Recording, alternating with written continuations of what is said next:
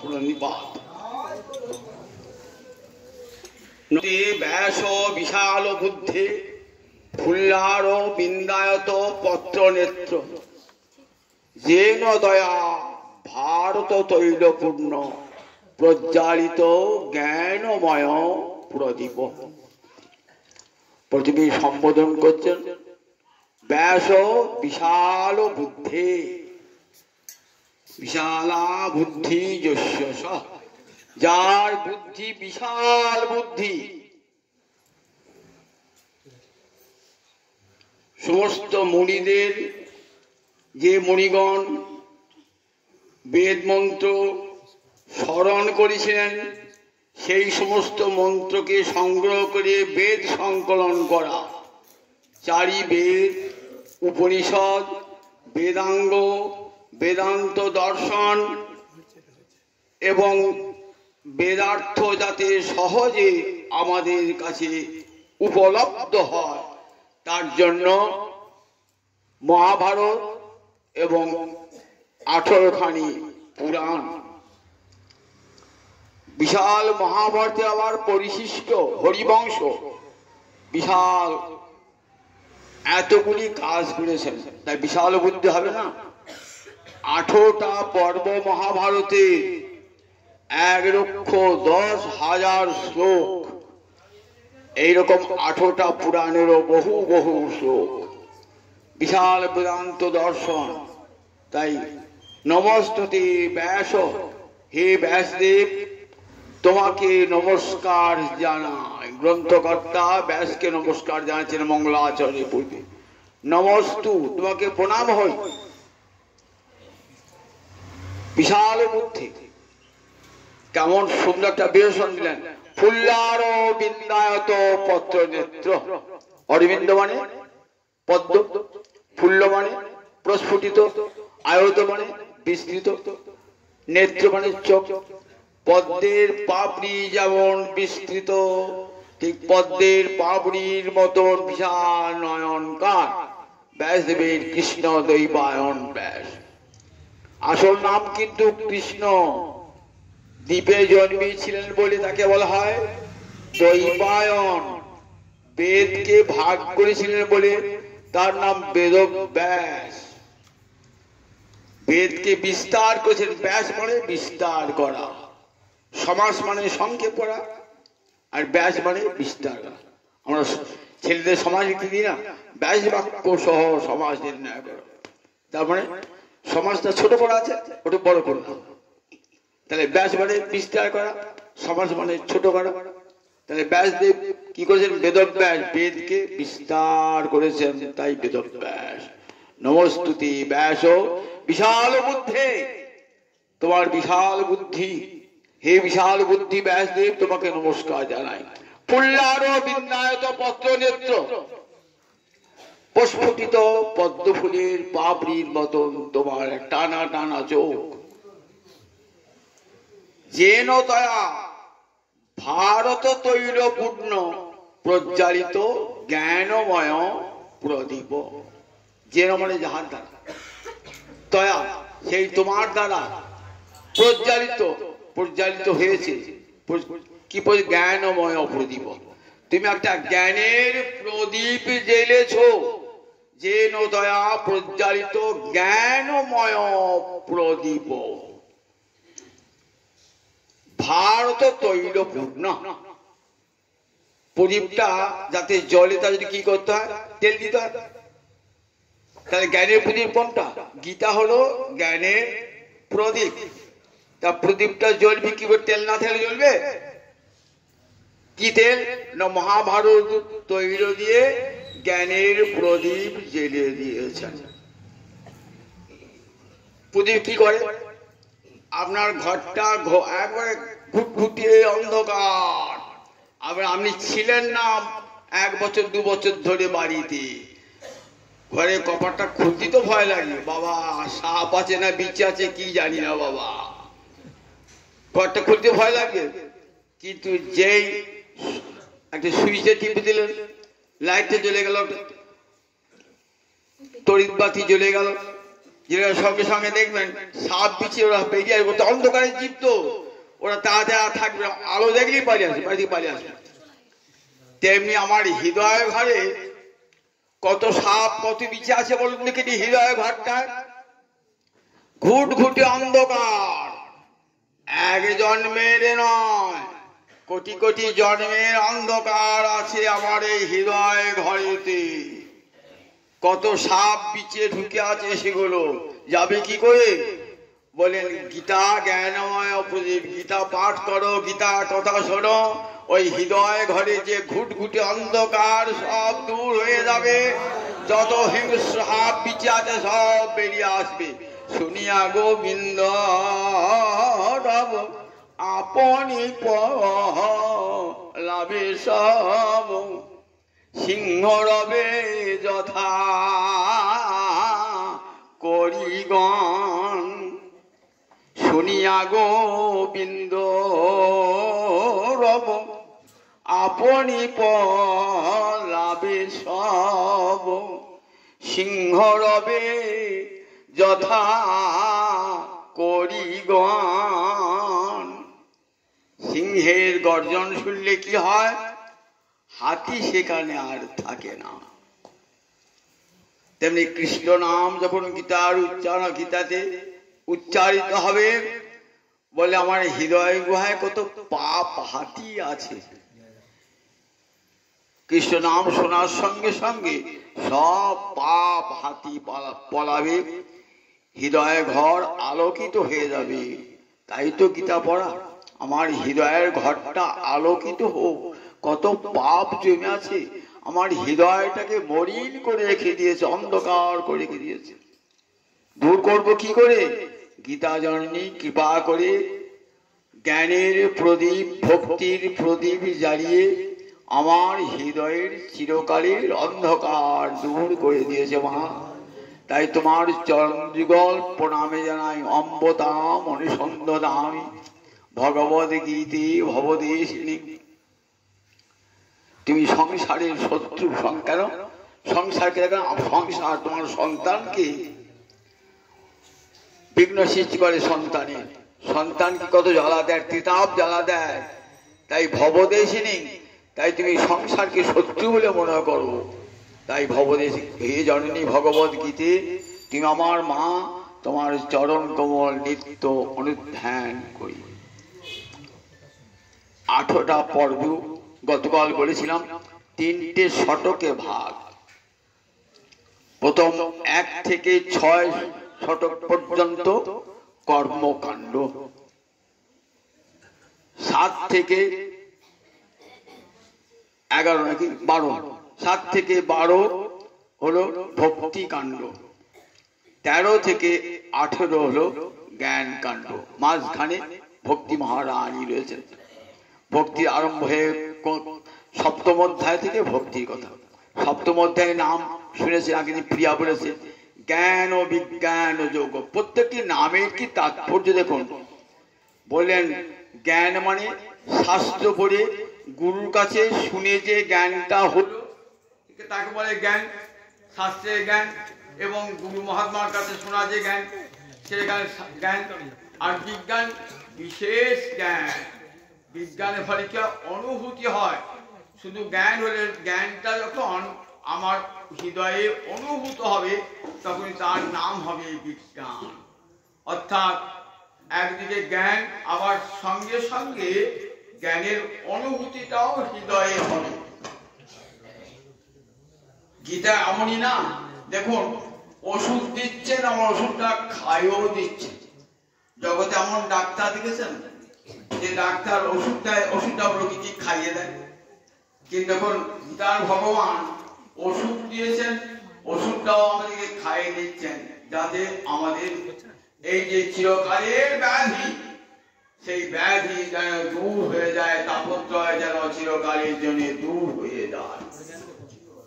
তাই 9ম অধ্যায়ের নামই হলো জ্ঞান ও বিজ্ঞান যোগ।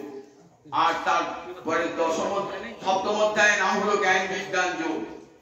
আর 10ম অধ্যায় আর 9ম অধ্যায়টির নাম হলো রাজবিদ্যা রাজগুচ্ছ যোগ। মাঝখানে আছে অক্ষর ব্রহ্ম যোগ। এই সপ্তম অধ্যায় থেকে ভক্তির জয়যাত্রা শুরু হয়েছে।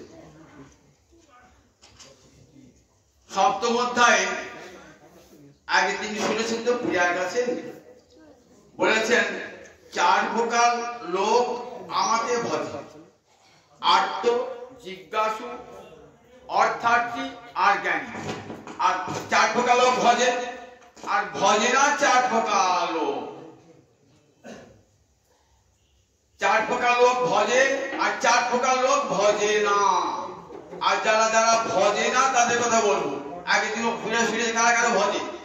আর্ত, জিজ্ঞাসু, অর্থার্থী, জ্ঞানী, এই 4 প্রকার লোক ভজে। আর কারা কারা ভজে না? নমাং দুষ্কৃতনমূলা প্রবদ্ধন্তে নরাধমা মায়া জ্ঞানম অপহৃতা আর আসুরং ভাবম আসে। এই 4 প্রকার লোক আমাকে ভজে না, এরা দুষ্কৃতী। আর আগেরটা বলছিল যে 4 প্রকার লোক ভজে তারা সুকৃত ন অর্জুন। আর্ত, জিজ্ঞাসু, অর্থার্থী আর জ্ঞানী এরা সুকৃতী ন। এরা সুন্দর কর্ম পূর্ব জন্মে করে এসেছে, তাই এরা এই 4 প্রকার লোক আমাকে ভজে। আর এরা দুষ্কৃতী ন। নমাং দুষ্কৃতী ন, নমাং প্রবদ্ধন্তে দুষ্কৃতী ন। 4 প্রকার লোক আমাকে ভজে, এরা দুষ্কৃতিকারী। এদের পূর্ব জন্মের অনেক দুষ্কর্ম আছে। সেই 4 প্রকার লোক কারা? তা বলেন, নমাং প্রবদ্ধন্তে মূঢ়া, যারা মূঢ় অর্থাৎ মোহযুক্ত। যারা মূঢ় কাজকে বলে সংসার মোহেতে যারা আচ্ছন্ন হয়ে রয়েছে। দেখবেন মোহটা কোথেকে আসে? আগে কি বলছি, তমগুণ থেকে মোহের কি হচ্ছে? তমগুণ থেকে মোহের উৎপত্তি হয়। যারা তমগুণী যারা শুধু খাবার জন্য পৃথিবীতে বেঁচে আছে, খাওয়ার জন্য পৃথিবীতে বেঁচে আছো কেন গো? ভালো মন্দ খাবার জন্য বেঁচে আছি বলে যারা জানে খাবার জন্য বেঁচে আছি, শুধু খাবার জন্য, এই জাতীয় লোক তারা মূঢ়। বলে তারা আমাকে ভজে না। বলে ভালো করে খাবি দাবি সংসার করবি, আবার কৃষ্ণ ভজবি কি? বলে মূঢ় যারা তারা আমাকে ভজে না। একবারে অবিবেকী, ভগবান কি জানেই না তারা। এই শ্রেণী মূঢ় লোক আছে, মহাপুরুষ হয়ে রয়েছে। তমগুণী মানুষেরা অবিবেকী, এদের হৃদয় একবারে জমাট অন্ধকার, এরা একবারে পশুরই তুল্য।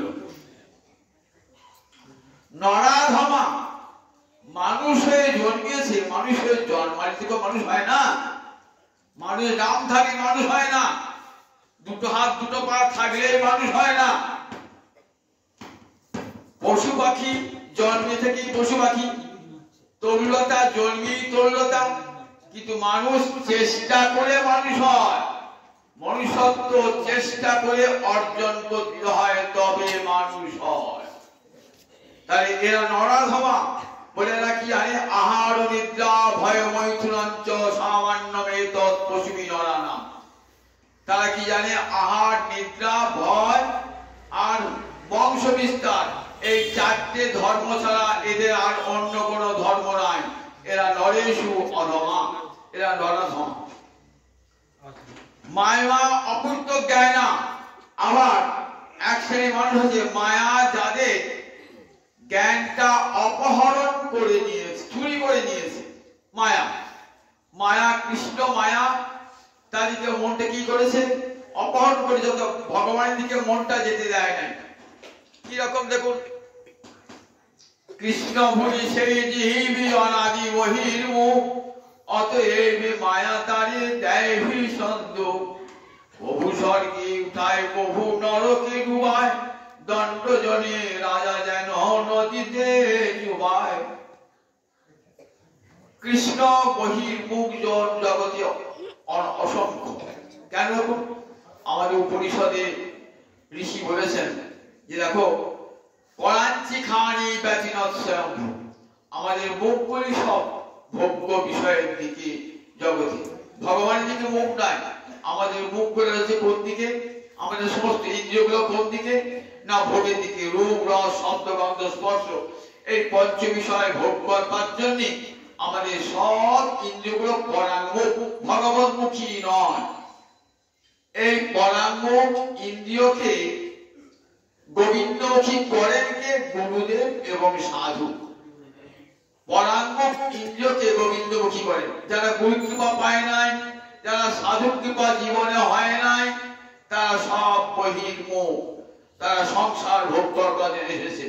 বলেন মায়া অপূর্ত জ্ঞান, তারা মায়া তাদের জ্ঞান অপহরণ করেছে, তারা ভগবান কি জানে না। আর আসুরাং ভাব আশ্রিতা, আর এক শ্রেণী মানুষ আছে আসুরিক ভাবকে আশ্রয় করেছে। দেখবেন ষষ্ঠ অধ্যায়ে গীতার নাম, ষোড়শ অধ্যায় গীতার নাম অধ্যায়টির নাম দৈবাসুর সম্পদ বিভাগ যোগ। ওখানে অসুর কারা কারা বলা আছে দেখবেন, কারা কারা অসুর। অসুর খোঁজবার জন্য আমাকে পাতালে নামতে হবে না, যে পাতালে দেখে দিয়ে গেছে বাবা অসুর কোথায় আছে। দেবতারা স্বর্গে থাকে, অসুররা পাতালে থাকে, ঠিক আছে একবার বলে এইখানে দেখো এই ধরার মাঝি স্বর্গ নরক, কোথায় স্বর্গ কোথায় নরক? ধরার মাঝি স্বর্গ নরক। এখানে সুর আছে, এখানে অসুর আছে। দেখবে কত মানুষ মানুষের চাহানি করে বেড়াচ্ছে। বলে তারা অসুরের মতন তাদের ব্যবহার, কি করে পরের ক্ষতি করব, রাগ হিংসা ক্রোধ বিদ্বেষ তাদের অন্তরে, এবং তারা পরের অমঙ্গল করবার জন্য সব সময় ব্যস্ত। বলে এরা তো আসরিক ভাব আছে। জীব হিংসা থেকে আরম্ভ করে প্রাণী হিংসা থেকে আরম্ভ করে সব রকম তারা করে। এই চার প্রকার লোক আমাকে ভজে না, কিন্তু চার প্রকার লোক ভজতে পারে। বলে দেখো ভগবান আশ্বাস দিচ্ছেন চার প্রকার লোক দুষ্কৃতিকারী হলেও ভজতে পারে, যদি সাধু কৃপা গুরু কৃপা জীবনে ঘটে যায় না। সাধু কৃপা গুরু কৃপা ব্রহ্মাণ্ড ভবিতে ভবিতে কোন ভাগ্যবান গুরু কৃষ্ণ প্রসাদে পায় ভক্তিলতা। গুরু কৃষ্ণ প্রসাদে যখন ভক্তিলতা বীজ কোন কোন সাধু মহাত্মার কৃপা পেয়ে হয়ে যায়। কি রকম দেখুন গীতায় ভগবান বলছেন নবমীতে বলেন অপিচে সুদুরাচার ভজতে মাম অনন্য ভাব।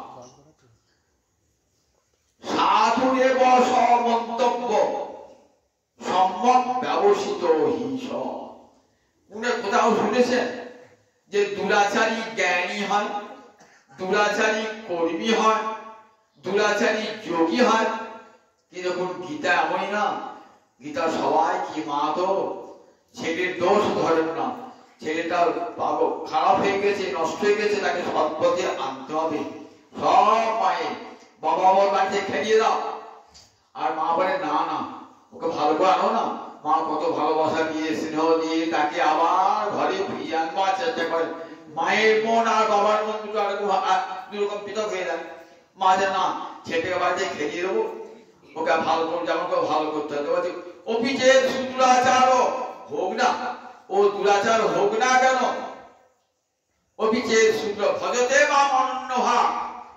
একবার যদি কৃষ্ণ বলে ডাকে, কৃষ্ণ তোমার হই যদি বলে একবার, ভববন্ধ হইতে কৃষ্ণ তারে করেন পাঠ।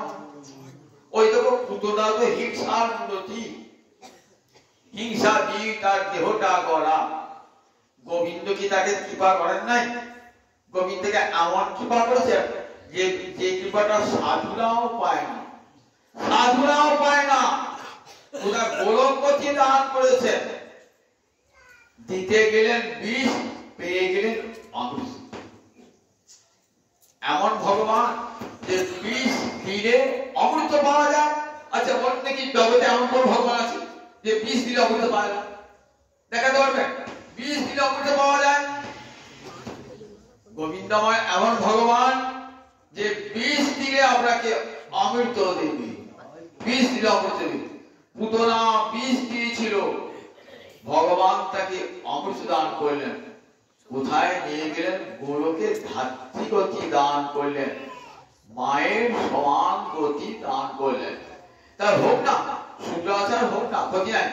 শুধু দুরাচার নয়, অপিচে সুদুরাচার ও উচ্ছেদ মানে যদি, যদিও সে সুদুরাচারী, কিন্তু যদি আমাকে একবার ভজন করে, কেমন অনন্য চিত্ত হয়ে, যে কৃষ্ণই সব, সব আমি কৃষ্ণ ভজনই করবো, আর অন্য কোনো ভজন করবো না, কৃষ্ণ চরণ ছাড়া কোথাও যাবো না, যদি অনন্য ভাগ হয়, তাহলে সাধুরে মন্তব্য, তাকে সাধু বলেই মনে করবে।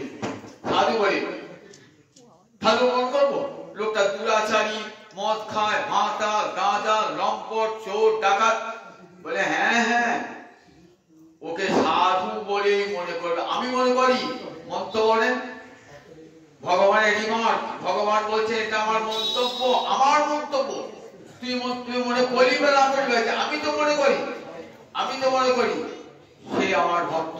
অভিজে শুক্রাচার ভজতে মামানন্দ ভাগ, সাধু, তাকে সাধু বলে মনে করি। সাধু মন্তব্য কেন সাধু বলে মনে করো?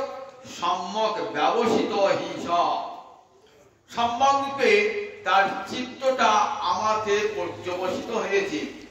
এই ব্যবসিত কথাটা আমরা প্রথম দেখতে পাই এই গীতার 2য় অধ্যায়, ব্যবসায়াত্মিকা বুদ্ধি রেখে হোক নন্দন। ব্যবসায়িকা যে বুদ্ধি কেমন হয়, আর অন্য জায়গা যায় না। ব্যবসায়িকা বুদ্ধি মানে ব্যবসাকারী বুদ্ধি নয়, কিন্তু ব্যবসায়াত্মিকা, এটা দার্শনিক পরিভাষা। ব্যবসায়াত্মিকা মানে একনিষ্ঠা, মনটা আর কোথাও যাবে না। ব্যবসায়াত্মিকা বুদ্ধি একে হোক নন্দন বলে, ব্যবসায়াত্মিকা বুদ্ধিটা এক হয়। আর বললেন যারা অব্যবসায়ী, তাদের বহু শাখা, বহু বুদ্ধিটা বহু জায়গায় ছড়ানো ছিটানো থাকে। আর ব্যবসায়াত্মিকা বুদ্ধি রেখে হওয়া কুরুনন্দন, হে কুরুনন্দন, ব্যবসায়াত্মিকা বুদ্ধিটা এক বলে সম্যক ব্যবসিত, আমার চরণে তার মনটা সম্যক রূপে বসেছে, তাই তাকে সাধু বলে মনে করবে। বললেন ক্ষিপ্রাং ভবতি, বলে ওকে অসাধু দেখছো তো, ও সাধু হয়ে যাবে খুব তাড়াতাড়ি। ক্ষিপ্রম খুব তাড়াতাড়ি, ভবিষ্যৎই বললেন না, পরে হবে বললেন না, বর্তমানকালে কিরা দিলেন ভবতি, ভবিষ্যৎই বলে বিলম্ব হবে তো, বলেন শীঘ্রই সে কি হবে, ক্ষিপ্রং ভব ধর্মাত্মা, শীঘ্রই সে, যখন কৃষ্ণ মন্ত্র কানে ঢুকেছে না, তখন শীঘ্রই সে ধর্মাত্মা হয়ে যাবে। ক্ষিপ্রং ভবতি ধর্মাত্মা। রাধামচন্দ্র দাস বাবাজি রাস্তায় যাচ্ছেন, একটা কুষ্ঠ রোগী পড়ে আছে। রাধামচন্দ্র দাসকে বলুন দেখি, রামদাস বাবাজি গুরুদেব রাধারমন চরণ দাস বাবাজি, যিনি বৃক্ষকে হরিনামে নাচিয়েছিলেন, রাধামচন্দ্র দাস বাবাজি বলছেন রাস্তা একটা কুষ্ঠ রোগী পড়ে আছে। রামদাস বাবাজি রাধামচন্দ্র দাসকে চরণ ধরে যাওয়ার সঙ্গে সঙ্গে বলছেন, দেখ তুই পূর্ব জন্মে বহু পাপ করেছিলি, বহু মানুষ খুন করেছিলি, বহু রমণীর মর্যাদা হরণ করেছিস তুই, মদ্যাদি পান করেছিস তুই, আবার ইহ জন্ম করেছিস অনেক পাপ। তাহলে তাই দেখ তার ফলে দুষ্ট ব্যাধি তোর শরীরকে আক্রমণ করেছে, জড়িয়ে ধরেছে। ঠাকুর তুমি আমার ওই রোগটা ভালো করে দাও। বলছে আমি ভালো করবার কে, তুই একবার গৌর হরির নাম কর,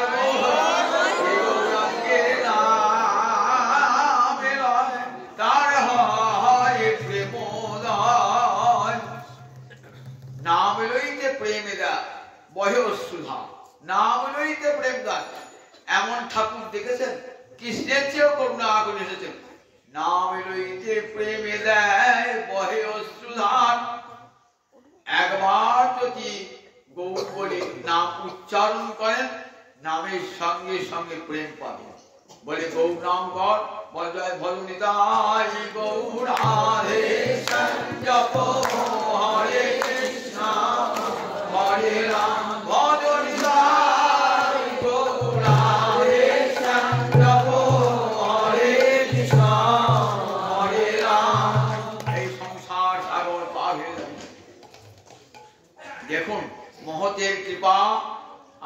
ভগবতের কৃপায় কানে ঢুকলো কৃষ্ণ নাম, গৌর নাম ঢুকলো।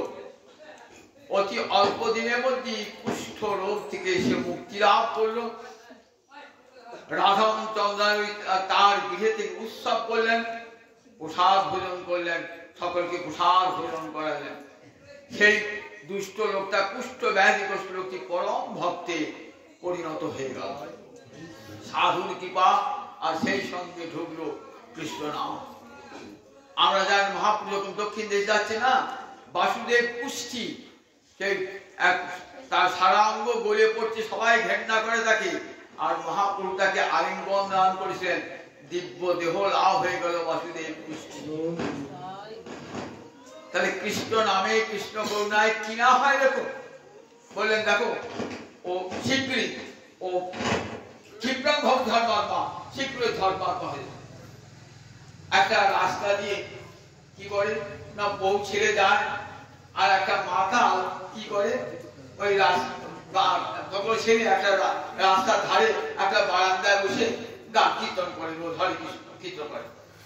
একটা মাতাল মদ খেতে যায়, তোদের সুর হচ্ছে না, কি গান গাইছে, তোদের সুর হচ্ছে না। লোকটা কিন্তু ভালো গলার সুর, সে কিন্তু শুদ্ধ গাছে হরে কৃষ্ণ কৃষ্ণ কৃষ্ণ হরে হরে, হরে রাম রাম রাম হরে হরে।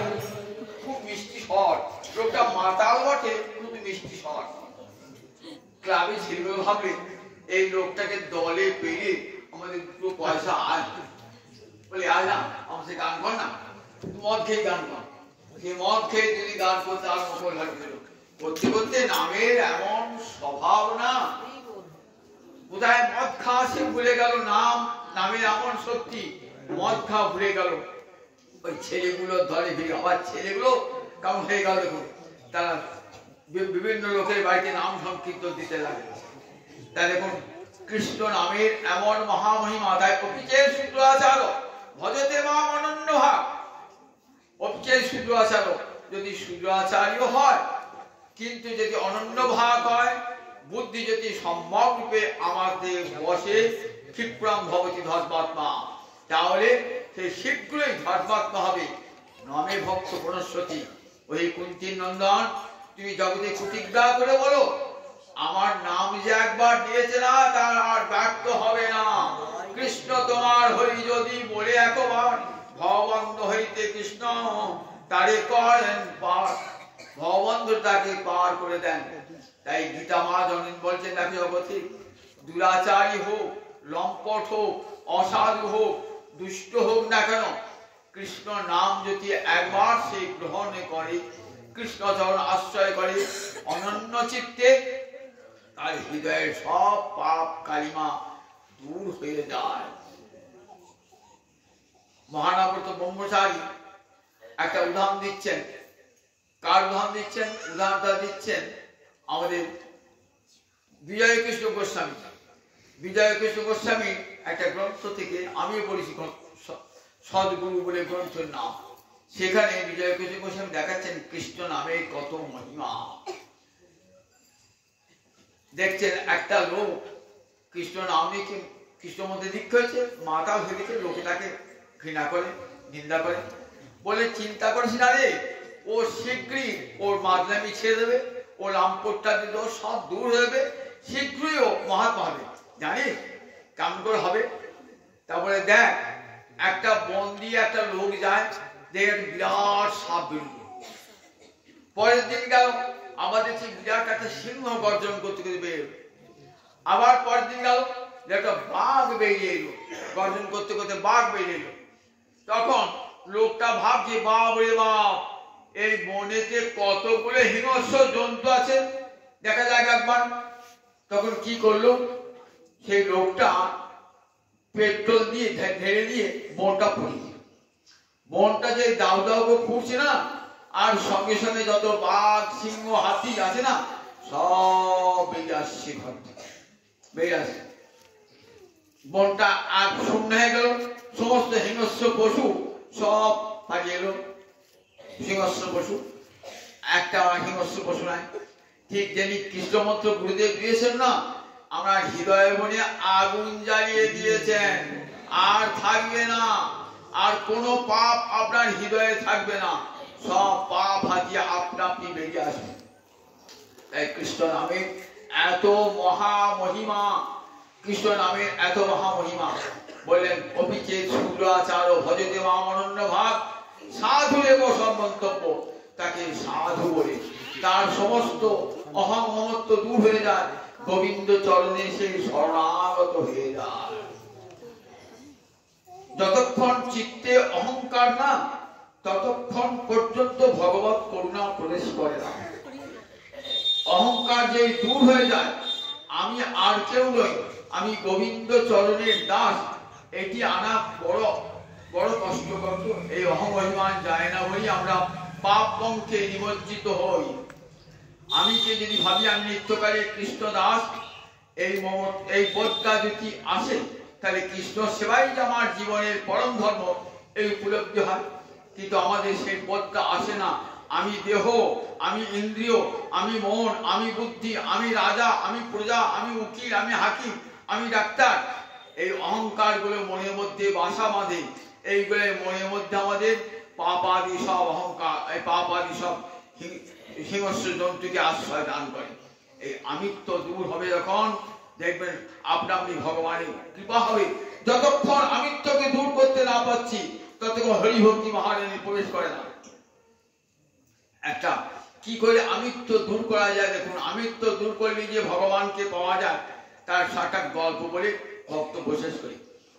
এক গুরুদেবের এক শিষ্য, তার শিষ্যকে কি করে, গুরুদেব খুব খাটায়। গুরুদেব খুব খাটায়, গেলি বাড়িতে গেলে কাজ করতে, বাড়িতে উৎসব হচ্ছে, শিষ্য খেটিয়ে যাচ্ছে, খেটে একবারও খাওয়ার কথা গুরুদেব বলে না। মনে ভাবছি সারাদিন খেটেই যাচ্ছি, গুরুদেব খেতে বলে না, এক গ্লাস খাওয়া গেল, দু গ্লাস খাওয়া, তিন গ্লাস, আমাকে তো গুরুদেব দেখছেন, বলছেন না। গুরুদেব তখন একটা লোক খেতে বসতে দিয়ে আছে, তার প্রসাদ দিয়েছে, তো একটা কুকুরে সে প্রসাদটা মুখ দিয়েছে, তাহলে বলতে খাবে না, তো শিষ্য করে তুই এটা খানা। শিষ্য কি করে গুরু বাক্য শুনে সেটাই খেয়েছে, ভাবে গুরুদেব যখন বলেছেন সেটি খায়।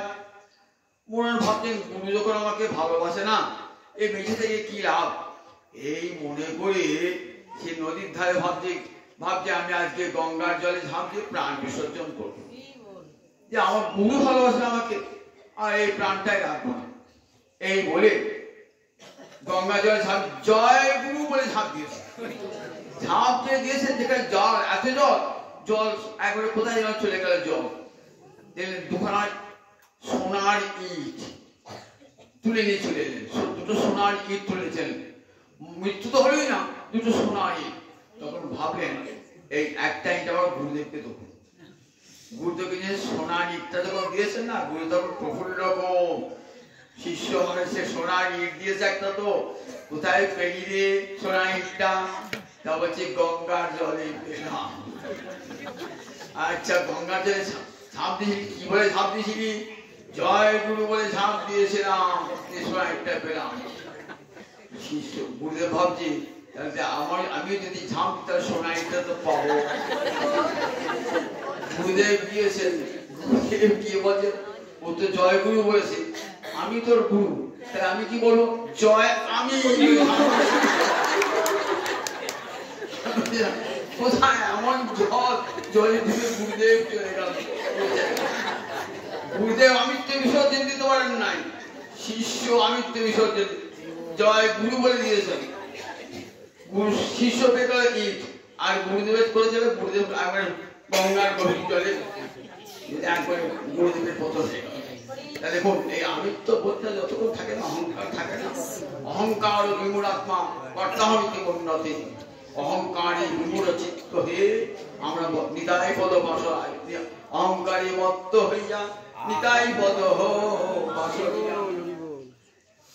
আমরা অহংকারে মত্ত হয়ে ভগবানকে ভুলে থাকি। গীতা বলেছেন সমস্ত অহংকার পরিত্যাগ করি, গোবিন্দ চরণে শরণাগতি গ্রহণ করি, জীবন ধন্য করো।